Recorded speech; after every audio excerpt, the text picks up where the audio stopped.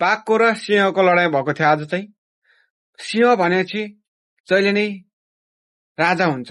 जंगलको राजा को हो भन्दा सिंह हो भन्ने सबैलाई थाहै छ।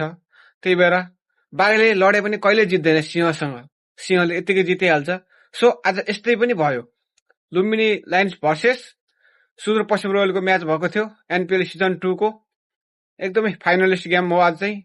फाइनलिस्ट गेममा लुम्बिनीले सुदूरपश्चिमलाई 6 विकेटले हराउँदै एनपीएल सिजन 2 को उपाधि जितेको छ भने सुदूरपश्चिम चाहिँ उपविजेतामा चित्त बुझाउनु पर्ने भएको छ।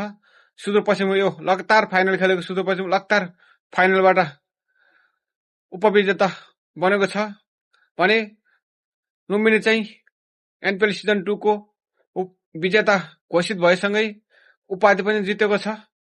सो एकदमै लुम्बिनीको लागि एकदमै राम्रो दिन रह्यो आज। सो भिडियोलाई लाइक कमेन्ट शेयर गरिदिनु होला। बाघको र सिंहको लडाईँ भएको थियो आज चाहिँ। सिंह भनेपछि जहिले नै राजा हुन्छ। जंगलको राजा को हो भन्दा सिंह हो भन्ने सबैलाई थाहै छ। त्यही भएर बाघले लडे पनि कहिले जित्दैन सिंहसँग। सिंहले यतिकै जितिहाल्छ। सो आज यस्तै पनि भयो। लुम्बिनी लायन्स भर्सेस सुदूरपश्चिम रोयलको म्याच भएको थियो एनपीएल सिजन 2 को। एकदमै फाइनलिस्ट गेम हो आज चाहिँ।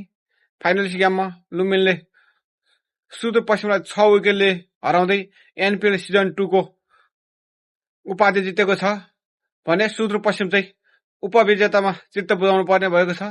सुदूरपश्चिम यो लगातार फाइनल खेलेको सुदूरपश्चिम लगातार फाइनलबाट उपविजेता बनेको छ भने लुम्बिनी चाहिँ एनपीएल सिजन 2 को विजेता घोषित भएसँगै उपाधि पनि जितेको छ।